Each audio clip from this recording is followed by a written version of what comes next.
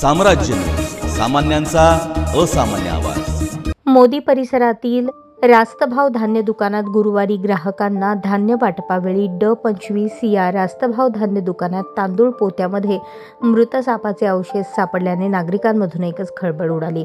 काही दिवसांपूर्वी याच भागात दूषित पाण्यामुळे दोघांना आपला जीव गमवावा लागला होता। आता पुन्हा वादग्रस्त असलेल्या रेशन प्रणालीतून चक्क तांदळातून मृत सापाचे अवशेष सापडल्याने मोदी परिसरात नागरिकांमध्ये भीतीचे वातावरण निर्माण झाले आहे।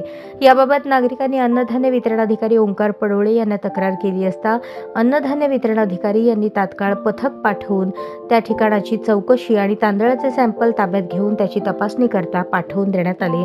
दुसऱ्या दिवशीही संबंधित दुकानाचे धान्याचा पंचनामा करून त्या भागातील नागरिकांची चौकशी व जाब नोंदवण्यात आले।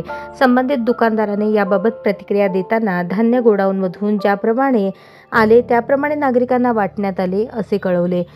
पण प्रत्यक्षात नियमाप्रमाणे रेशन दुकानात धान्य आल्यानंतर त्याचा पंचनामा होऊन ग्राहकांसाठी त्याची दर्शनी भागात असलेल्या काचेच्या बरणीत सॅम्पल ठेवावे लागतात। पण तसे न करता संबंधित दुकानदाराने डोळे झाक करून अतिशय निष्काळजीपणाने धान्य वाटप केले असे नागरिकांमधून नाराजी व्यक्त होत आहे। याबाबत अन्नधान्य वितरण अधिकारी ओंकार पडोळे यांनी याविषयीची गंभीर दखल घेऊन संबंधित दुकानदारास नोटीस बजावली असून 24 तासात त्याचे उत्तर देण्याबाबत कळवले आहे।